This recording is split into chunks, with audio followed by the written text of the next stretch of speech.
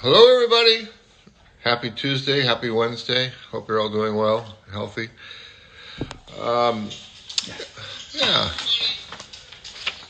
Okay. I got all kinds of questions today. Um, I I hate to keep banging on the volume thing, but I got a couple more questions today regarding volume. And the question is, volume today is a major thing. What increments should a regular guy do? Half a liter or a liter? Okay, I've addressed this a few times, but part of it depends on your age, your weight, your ability. Um, no no regular guy should even worry about a half a liter because a half a liter is like a small cup of water. Or, it's a half a quart, and you're not going to feel it.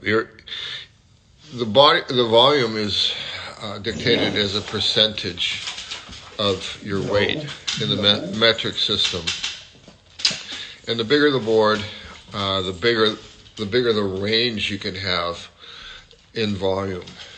But also, a regular guy, if you're intermediate plus, probably advanced, a liter, like 26 to 27 liters or somewhere in the middle there. Um, a 1 liter range. That's if you're a lighter surfer.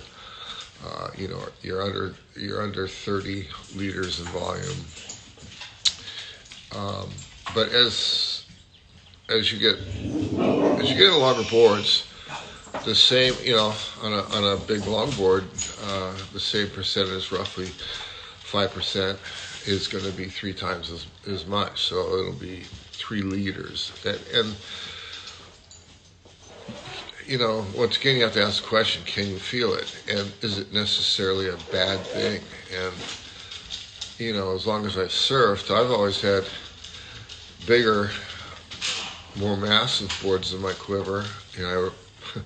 My board's not really short, but my short boards, uh, would be 7.4, 7.6, 7.8, and then sometimes just for laughs, I would get on a bigger board.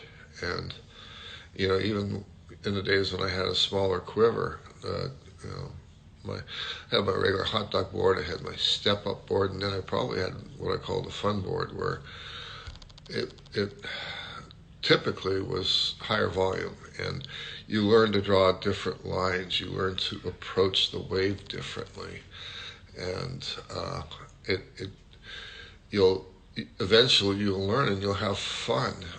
You'll probably catch more waves.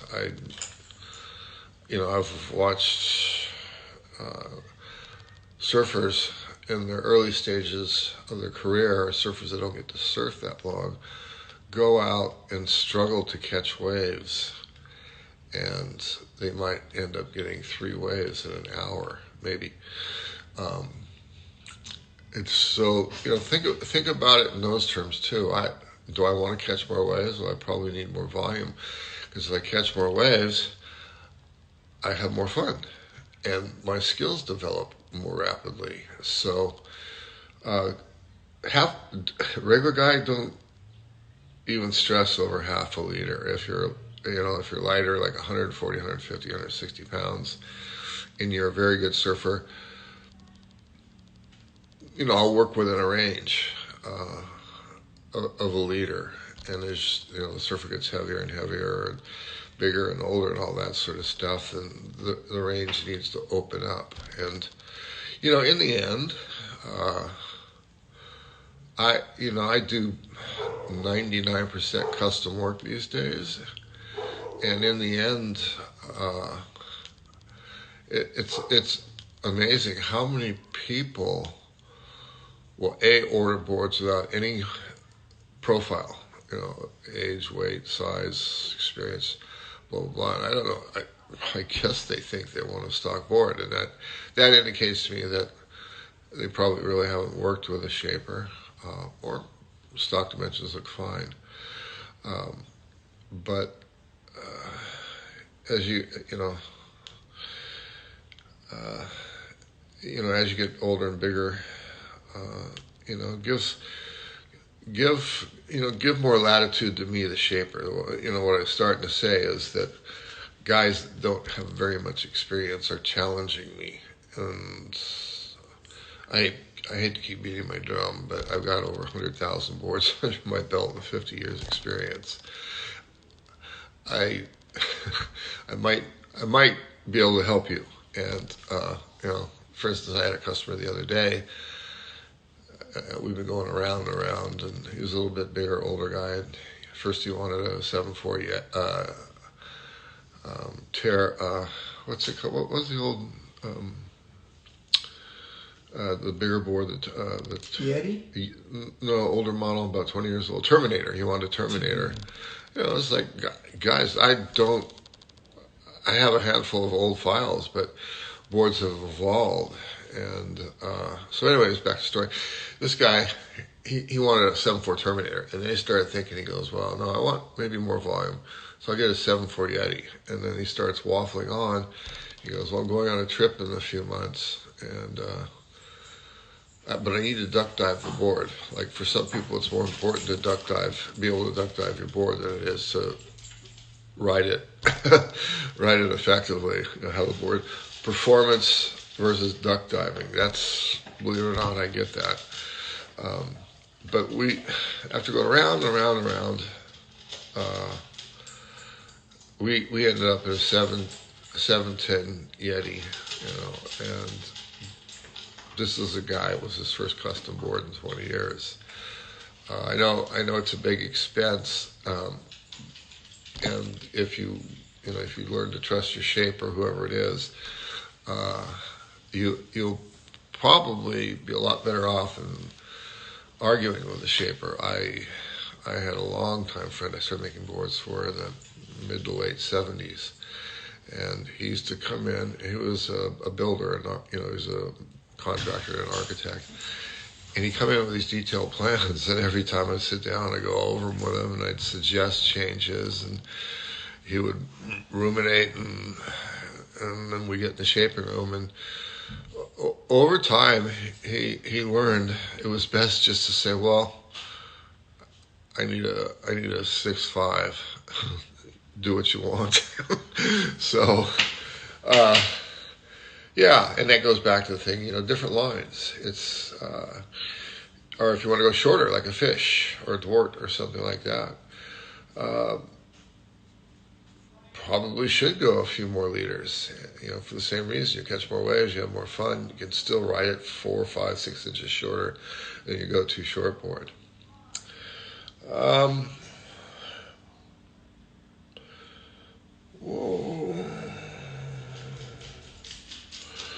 What are the basic for outlines? Fuller works on what conditions, narrower on what conditions, and how to find the best outline. That's a great question, because right now everybody's so fixated on volume that they never ask me, what about my fin placement? What kind of fin should I get? How about my tail width? How about my nose width? Much less rocker and all the other variables.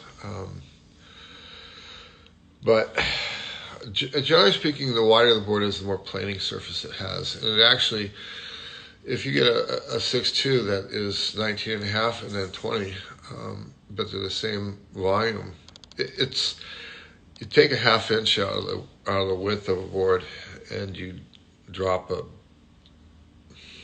4 or 6/10 of a liter, and you kind of won't feel that as much as you'll feel the change in width.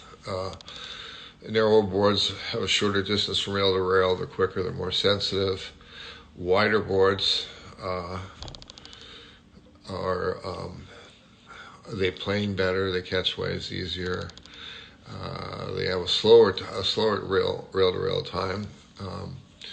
But it goes back to what, if you want to change your lines a little bit, and then go for a wider board. Like, typically, I've got the widths down in my brain, but a 160-pound guy might ride 5'10" or 6-footer, and he probably wants an 18.5-inch board. I'm kind of rounding this up, but 180 pounds, add another inch or two, and another quarter inch of width, and so forth up the line. But then you have the nose and tail proportions, and the performance hot dog boards have a nose that's typically, they used to be like 2.5 to almost 3 inches narrower than the tail. And I'm talking about a foot back from the nose and a foot up from the tail. So performance shortboards, roughly 2.5. Kind of some models these days are about 2. And then you start to get into alternative boards, and they not only get wider in the middle, but they get proportionally fuller in the outline. The outline gets a little bit straighter, as you keep the center roughly the same, and you start to grow the ends of the board. And if you ride shorter boards, 4 to 6 inches shorter, you'll have a more parallel outline, and it'll help you draw your turns more out, which is also a combination of the rocker and fin placement. So that's why the Fishes have 15.5 to 17-inch wide noses. They're 21 inches wide. They're 5'6", and the tails are 16.5. They basically mimic the nose, and long boards, the noses start, as the boards get longer, the noses become more proportionate. More equal to the tail width. And then as you want to get into more fun boards and long boards and stuff, the noses are started around, 16 seems to be like a cutoff on the nose, 12 inches back. After that, it's starting to look like more like a performance fun board. But longboard noses, on average, are 17 to 18.5 inches wide. And there's some that get wider at 19, 20. And also, I pay attention to the tail width, 18 inches up. Like an average performance shortboard is 11 inch. It's about 11 and change at 18 up, and at 12,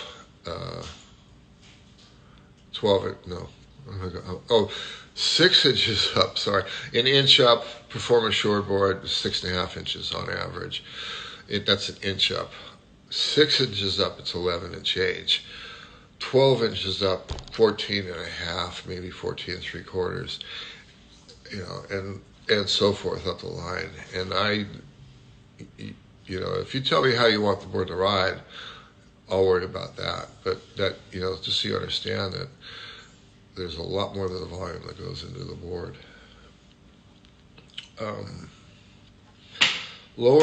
Lower rocker entry. How does it work? Does it need to be compensated with more tail rocker? ? Rocker is another very important element in the design of your board.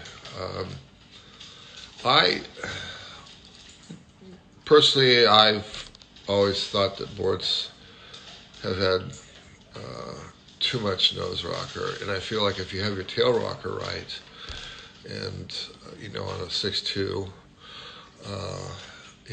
I'd go 4.5, but I go 2 3/8 in the tail, 2 1/4, 2 3/8 in the tail. A lot of other shapers have the noses in the high 4s to pushing the low 5s, and if you think about what rocker is designed to do, it's to put curve in the bottom of your board so you fit the wave. And that's why real hollow, dumpy waves, a shorter board doesn't need as much rocker because the lines will fit.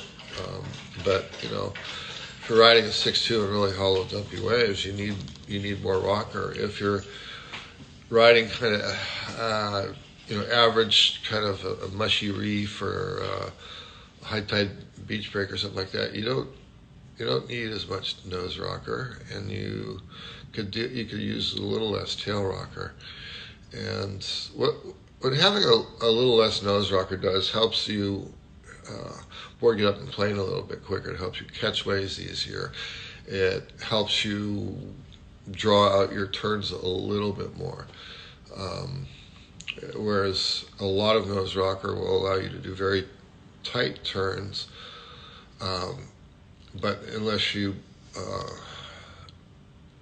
compensate or whatever with a fair bit of tail rocker, you'll be having the front end fight the back end. Like in, I don't know, 1970, Reno Avalera I was just starting to work at GNS, and Reno Avalera did a model one summer called the Disc, and it had really straight tail rocker, but it was like a ski in a sense, where it had a very, very exaggerated nose rocker, and the blanks had to be specially glued up, and when they glassed them, sometimes it put weights on the nose to.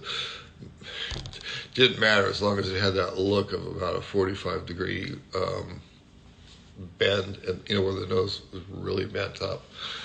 Um, so yeah, you could have three boards the same size. You could have one board with low entry and low tail rocker, and that will draw longer turns. You can have a board with low entry and higher tail rocker, and that'll still do tighter turns, but you have to be a little bit more careful coming off the top and when you drop in, that the nose doesn't plow. And then you can have a board with more nose rocker and less tail rocker. And believe it or not, those boards, if they don't have enough tail rocker, if they have plenty of nose rocker, but if they don't have enough tail rocker, they'll still purl, because the wave shape is a tighter curl up at the top, and then it runs down into a flatter curve. And I've kind of based a lot of my shaping thoughts on, I'm sure most shapers have, on the shape of the waves that you're going to be riding on average. So, in 1989, Kelly came onto the scene, and he was working with Al American. The rockers that he was riding, I don't know, he was riding a 6.1 or something, but his nose rocker was like 5 3/4, tail rocker was 2.5. But it was Kelly, and so the world followed Kelly, and for a year or two, the rockers were out of hand. And you'll see these days that surfers have considerably less rocker than they did in the early 90s. But anyways, glass-ons versus removable fins. Wow. That, there was a time when the fin systems first started coming out, and the fin companies were loving it because they could sell more fins, and the fins are so inexpensive to make, and the boxes for that matter. They're all made out of plastic, and they had good-looking templates. They had all kinds of design theory behind them, but the bottom line is the plastic. You don't get a real dynamic flex pattern. In fact, it's a dead flex pattern. It just bends and it comes back. And depending on the thickness of the foil of the plastic, it might bend real slow, and it'll come back slowly. A little thicker fin would be a little bit more rigid, but it still kind of has the same flex pattern. And at first, some of the surfers got sponsored, and they tried them, but they ended up going back to glass-ons, because at that time, fiberglass layup, that material that the fins were made out of, had a more dynamic flex pattern. In the base would be thicker, so it was a little bit more rigid, and the tip would be a lot thinner, so it would swim and flex and depending on the thickness. And so So the pros got sponsored, and they had in theory they had the boxes with the plastic fins, but they're all getting glass fins made. In in the early '70s, I've mentioned this before. I was working alongside Skip Fry at GNS, and Skip was a fin maniac or whatever. He always had a box of about 10 or 12 or 15 fins in his car, and I just was at first I was tripping. But there's bigger fins, there's smaller fins, there's fins with more rake, less rake, there's fins with thicker bases, thinner bases, and so forth. So I started, and I noticed that he would have special fin sheets made up out of 4-ounce layup, which is, I don't know, you get roughly 25% more layers. They're thinner layers, and you could get a much cleaner foil out of it, and you get much more dynamic flex. And then I took it a step further, and a friend of mine worked at Ridout Plastics, and I got some G10, which is a 5/8 inch sheet would be, I don't know, 60 layers. A 4-ounce sheet would be 35, 40 layers, and 6-ounce or even 8-ounce sheet would be under 20. But the G10, was upwards of 60, I don't know, maybe more layers, and it was epoxy. And those fins are beautiful. I mean, I have fins that are 15, 20 years old that are made out of G10, and they haven't, their flex hasn't changed a bit. They're holding up, and I've got a few friends that I turned on to G10 fins, and they said they can't believe how good they still work after 10 years. So back to the fin box thing. People became disillusioned with fins, and I tried to get fiberglass fins made to fit the FCS boxes, and all the fin makers were afraid to, because they were threatened. I shouldn't say who, but whatever. They were threatened by FCS, litigation, because they needed to have proprietary fins go with proprietary boxes. But more and more surfers started finding fin makers to make glass fins. And finally, FCS caved in, and Futures came online, and there was a few other pretty good fin companies that you can control the fin angles and the cant, and but it really, in the business world, it seems like there's always two main players battling each other. And FCS started making composite fins, but FCS started making composite fins, and they were insane. They were lighter. The composites were much lighter than the plastic, and they were more rigid, so they could have better control over the flex. Some of the fins had a real rigid snapback, and others had kind of a slower snapback, and Futures followed in right behind them, and Futures did an even better job with composites. And so the two battled, and they have great fins these days. It's like, I use the analogy of you got a nice car. Why the heck would you put crummy semi-bowl tires on the car? It's another expense, but you can keep the fins. You can, when you sell your board, you sell it without fins, or you hang onto the plastic fins that still come with some boards. But friends don't let friends ride plastic fins. Trust me, if you've never, if your skills are starting to come along, and all you've been riding is plastic fins, the first time you ride a composite fin, you're going to freak. And so that goes back to the question, what's the difference between glass on and box fins? With the glass on, you're stuck with that template, with that amount of rake, with that amount of area in the foil.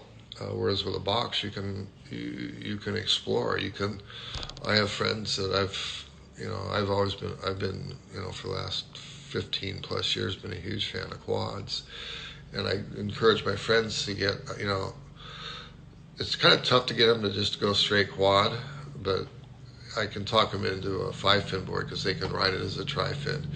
And I've had friends that have ridden their boards only as tri-fins for a year. And I say, you haven't tried it as a quad? And they go, no. I go, just don't leave the 5th fin in the middle, but put the 2 trailing fins in behind the front fins. And more often than not, they come back to me and go, oh my God, the board's a different board. And you're going to find, it's quads aren't for everybody, but for the average surfer, they drop in easier because the way the drag works, tri-fin wants to go perpendicular to the wave energy, and a quad wants to run parallel with the wave energy. And so you can take off later, you can turn earlier on a steeper wave, you can hold a higher line, and the turns, the first time I rode a modern quad, I made them back in the early 80s, but the first time I rode a modern quad was 2004, 2005, and the first cutback I did, I fucking freaked because the thing, I was getting ready for it to kind of slow down a little bit like a tri-fin does, and then getting ready to bank off the oncoming whatever's, wave. And the board held its speed. In fact, it almost felt like it accelerated as it came back around, and it held its speed so insanely. I almost fell off, and the rest of the session, that's all I wanted to do was cutbacks and get used to the feeling, and but that's my preference. There's definitely a place for tri-fins, but I think for the average surfer, you would be better off with quads, and you get one set of composites with a board, and then as time goes by, maybe get another set, or maybe get smaller trailer fins or bigger front fins, and all of those things are going to really, really affect the way your board rides. So yeah, don't use shitty plastic tires. Keep it fresh. just that team.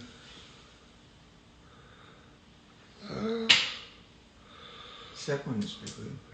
E-poly versus full epoxy for a short board. EPS. E-poly is the polyurethane core glass with epoxy, and then EPS is expanded polystyrene and an epoxy glass job. You have to glass the EPS with epoxy. If you use polystyrene, it'll melt the foam. Polyurethane, you can use both resins. And just for starters, I think epoxy resin is the future. It's who uses in the outside world, who uses polyester resin anymore? The epoxy resin is it's been developed for surfboards in the last 10, 15 years. And at first it was kind of, because boats used it and they build it, furniture, whatever, with epoxy. It didn't matter if it ended up turning yellow over time, because it wasn't really a bright enough yellow to affect the aesthetics of those projects. But surfboards, we started, in 2005 when Clark Foam closed. We had no foam. We experimented. We tried foam from a couple of brands from Australia. We had Brazilian foam. We had South African foam and foam from a few other places, and it really varied in quality. And that made me understand why as time went by, a lot of the pros really liked the boards made out of Australian foam and Brazilian foam, because it was better than Clark. I thought Clark was the best, but Clark has evolved. It's not called Clark anymore. It's called US Blanks. But the difference between E-poly and EPS is primarily the core, really. It's the EPS core averages around a 2 pound density, but you can get it 1.7, you can get it 1.5. I make guns occasionally out of 3 pound density EPS foam, which is very strong. And you can get different weights of PU, but you really surrender a lot of strength as you go lighter and lighter in PU. And in order to get a light PU board, you're going to have to compromise. It's going to get dense and eventually footwells. And some people are okay with that because they realize 1 pound in weight, a 7 pound 6 foot board versus a 6 pound, was it 12% or something lighter? But it's a world of difference in performance. It's just lighter, easier to throw around. It's less glass, so it's flexier. Probably won't hold its flex life as long as a little bit heavier glass job. And but the epoxy resin is so much greener than polyester, and the polyurethane foam, it could be better in terms of the green tag. The EPS foam, I did some research the other day. I thought I kind of had it down between polyurethane and EPS and extruded styrene, which is a completely different thing. It's pretty much water resistant, but as it turns out, the XTR foam is a little less green than the EPS.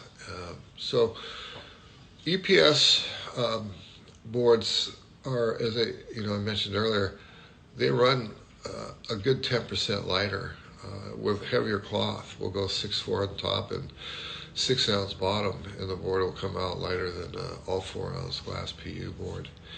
And the EPS, I think it works great in small ways because,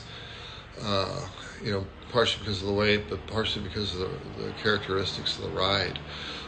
It's just you have basically less material between the top and the bottom surface. And so it transmits the energy different. The board, some people describe it as twitchy, nervous, but in small crappy surf, I think that sensitivity is a big plus. And more and more pros these days have a couple of EPS boards in their quivers. I think a lot of them have E-poly boards in their quivers, and it's just a matter of time actually before polyester resin will be very, very strictly controlled. And we're making the move slowly, but we're making the move towards more and more of our boards being glassed with epoxy. And so I hope that at least partially answered your question. What's my preference? Shortboard EPS for sure. And as you get into bigger boards, weight isn't such as big of a deal as it is in the shortboards. In fact, as you get in the boards for bigger surf or longer, you actually want them a little bit heavier. So, what else have we got here? What should I look for on a step up? That's a good question. Most people start out with their first board. That's their only board, and that's the board they ride on the weekends, or if they're lucky, they get to surf more often. And then usually their next board, they try to step it down in size. I'll briefly go into that. Beginning surfers think, well, I've been riding a 9-foot foamy.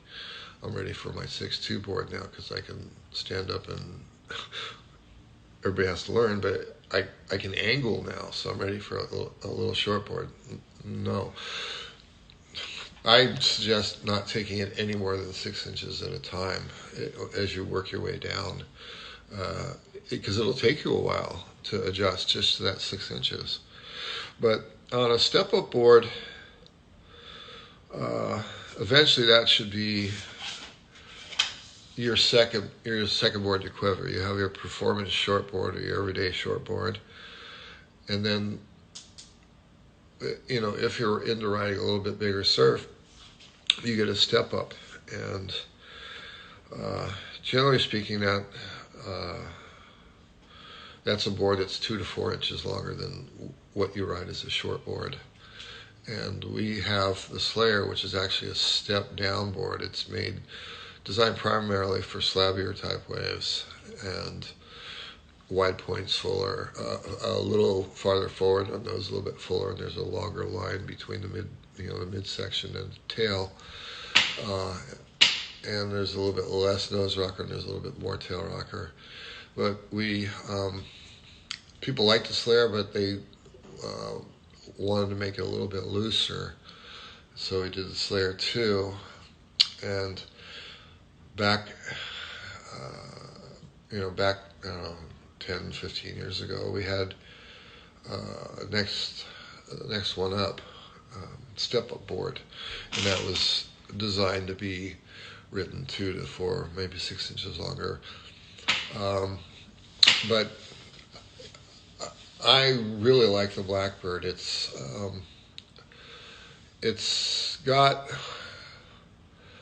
modern sensibilities in terms of tempo proportion. The nose is a touch fuller.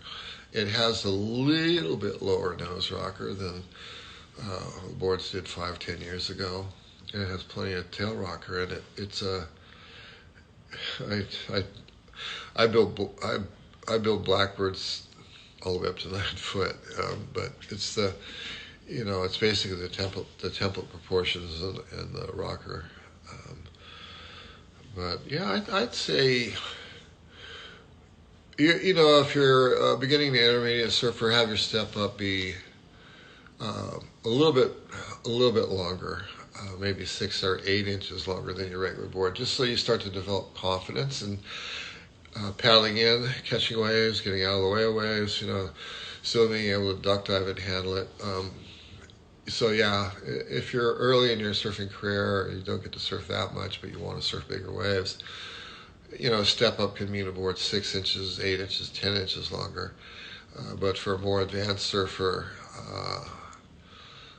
Wade Carmichael, his go-to shortboard is 5'11" or 6'0", and his step-up board is 6'1". Right. But he makes that 6'1" work in pretty big surf. And the differences are as the board gets a little bit more pulled into nose and tail, and the middle width stays roughly the same, maybe down 1/8 of an inch. The nose and tail maybe drop a 1/2 inch, maybe even 3/4 of an inch in width.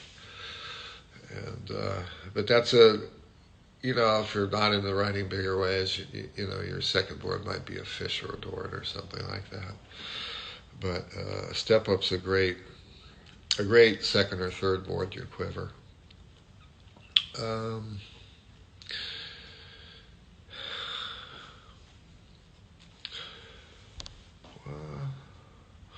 What are the different functionalities for the different tails? Squash, swallow, diamond, thumb, round pin. And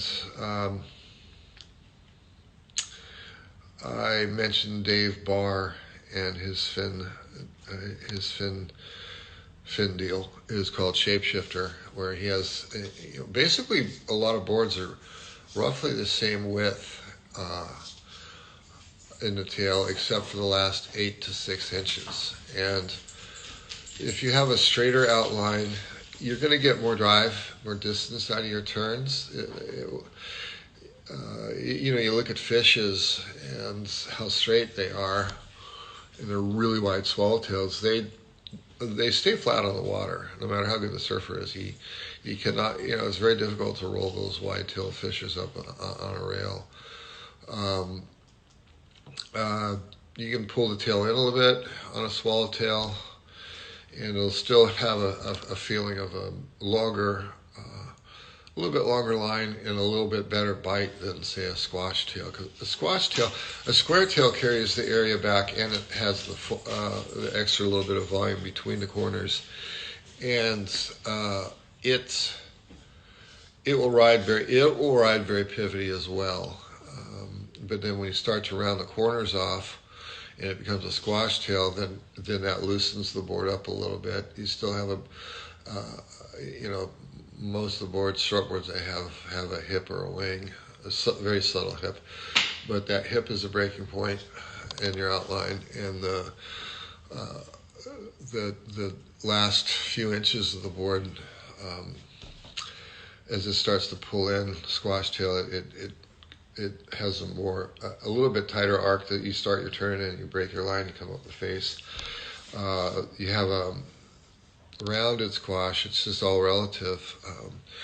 You work your way down to a round tail, and as I mentioned before, like the average is 6 inches up is around 11 inches, give or take.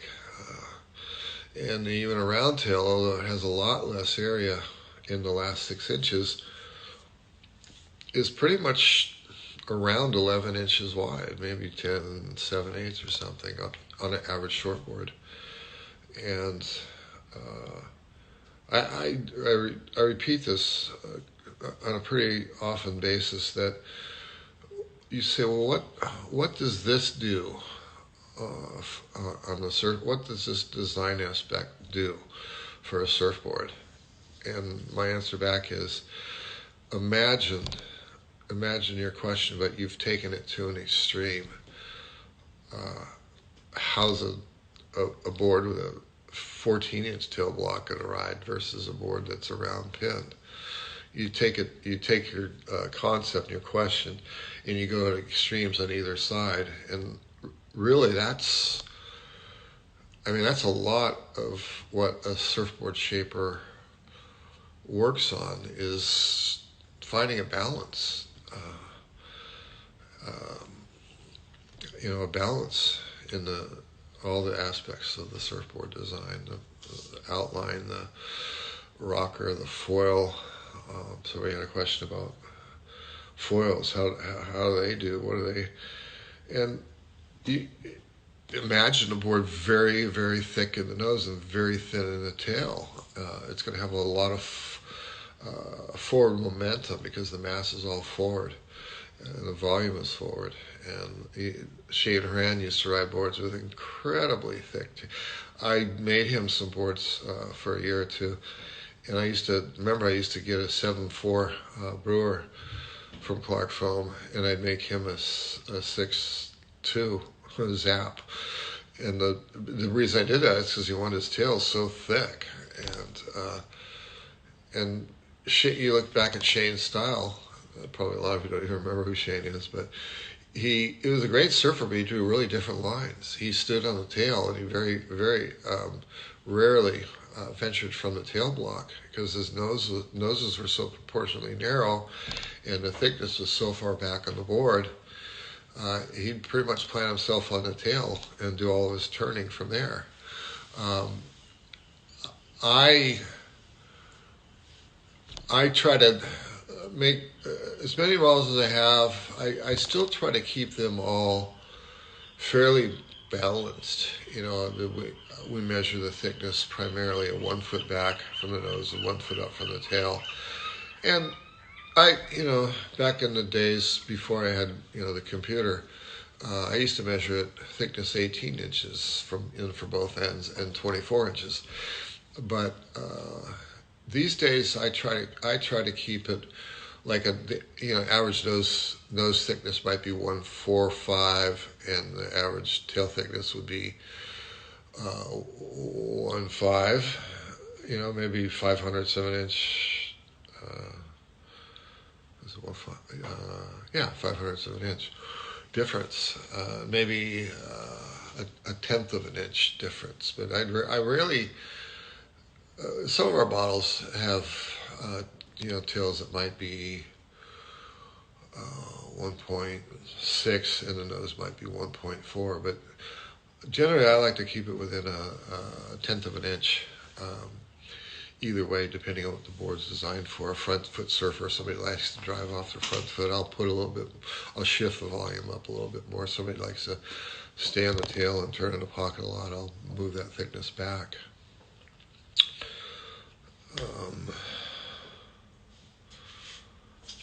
What else? What else do you have there? Best selling model for us of all time. That's our best-selling model. Well, I mean, back in the day, I never really used to do models. I used to go guns or semi-guns or hot dog boards or fishy boards, but as time went by, I realized the importance of a particular model. And the Prana, and I think partially because of its unique look, the Prana had three wings with a narrower swallowtail and a semi-fold front, but it had thinner, high-performance rails. And I'd say hands down for several years, the Prana was the best seller. And then for quite a while, the Dort. The Dort still is one of our best sellers. Just, we tried to make a thinner Dort, like a T-Dort or a Dort 2, which is a full squash tail.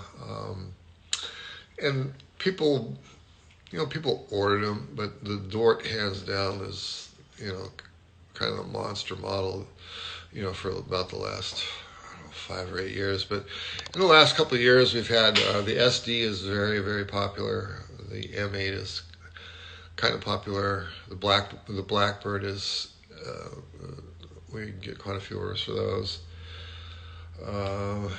So I'd say maybe the Dort still has a slight edge, but the SD and what else? You get a lot of orders for. Yeah, as a groveler, that is the Dort. The Dort, yeah. The Dort is a small wakeboard as a groveler. I've told the story, but it was originally a fish sitting in the outgoing rack waiting to get glassed, and somebody bumped it over and knocked one of the swallowtails off. So Rick Hammond, who I personally think is one of the best shavers in the world, he took it and he put a double wing round tail on it. And we glassed it, and we weren't sure how it was going to ride. And the first person that rode it came back freaking. And so I made a few more, same response. And the Dort, it's got the low rocker, it's got the fuller rails, it's got the, but the tail breaks down with a couple of wings, which makes all the difference between that and a regular fish. Like I said, with a straighter line on a regular fish, the board's going to draw, and it's also going to want to stay flatter on the water. The thing with the Dort is, because the tail pulls in and it has a couple of break points in the outline, it's a much looser fish board. So this one is good. Blade with channels or no channels? Everyday California waves. Well, the blade with no channels is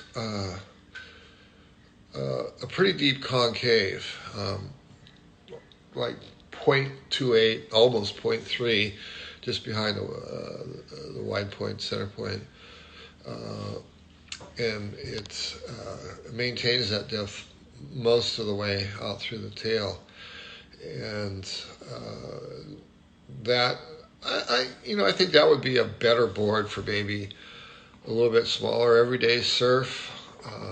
A blade with channels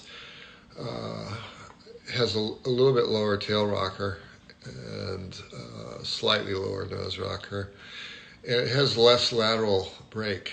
In other words, the concave is like 0.08, maybe 0.1, and it's, once again, it's the deepest behind center, and then it zeroes out into a very slight V in the fin area, and then there's the channels. So my thinking on that is the channel bottom is a little bit drivier board. You get a little bit more distance out of your turns. And the concave blade has a little bit tighter arcs. What else have we got? We've about 10 more minutes, 9 minutes. Hang in there with me for a second. Mid-lengths. That's a good topic. Mid-lengths seem to be rising in popularity in the last year. A refocus back on fun surfing and not all about scoring points, etc. Would you ever consider adding a mid-length option to your collection of boards? Is there something from your back catalog that you could re-release and tweak? Well, me being a bigger guy, I've always had bigger boards in my quiver, and I've always made like a Big Fish or a Yeti, which is a big full board for big guy. But and I've been making eggs since the beginning of my shaping career. But I recently got an order. I made a board, or actually Rick made it for Zach up at Del Mar.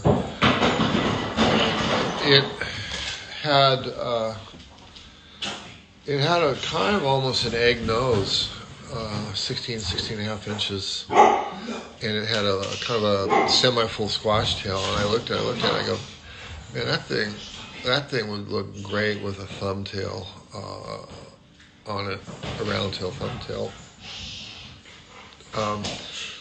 And I sent a screenshot to. I posted it on Instagram, and the next day I got a call from Taylor Pye at Huntington Surf and Sport. He goes, "Dude, I want to order 6 of those things. Can you have them ready for me?" And so it's I'm going to call it the egg because it's exactly what I used to make, and that's what it looks like to me as an egg. But it's a modern update. It's got a little bit more modern rocker. The entry's pretty relaxed, but it's got a little bit more tail rocker, and the bottom is a slight release up in the nose, pretty flat in the middle, maybe a touch of release on the rails, and then into a V that's 0.15, 0.18 deep, about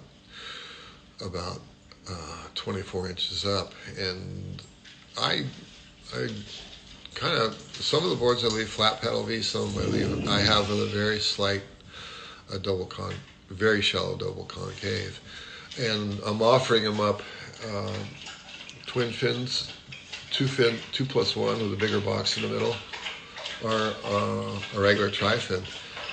And everybody's so psyched on it. I'll probably get a few more shop orders here in the next few weeks. And Australia is very keen. But yeah, it's that, once again, that could be your main board, or it could be your second board when the surf's just small. It's 2 foot, maybe with some 3 foot sets, and maybe when it's a little bit more lined up, but it's crumbly or whatever. A mid-length board is a blast. It's fun. You're not worried about scoring points. You're not worried about doing errors. You're learning to draw different, cleaner, longer lines. But you can still do fairly tight cutbacks on them, and do off the lips and floaters and things like that. But no, they're everybody, Australia's all abuzz about it now. We're all abuzz about it here, and I've got boards you can kind of consider mid-length. I've had in the line for years, like the Moby Fish, the Zeppelin, the Yeti. But we're gonna have as I said, I do most of the custom order business these days, but there's a few shops that are all over the new version of the egg. That's about it for me. I'm getting the signal from my co-pilot here. Now we kept 3 more minutes. I'm blaming it on him. Anyways, thanks for tuning in, and everybody have a great week, and I'll be online next Tuesday evening. Take care.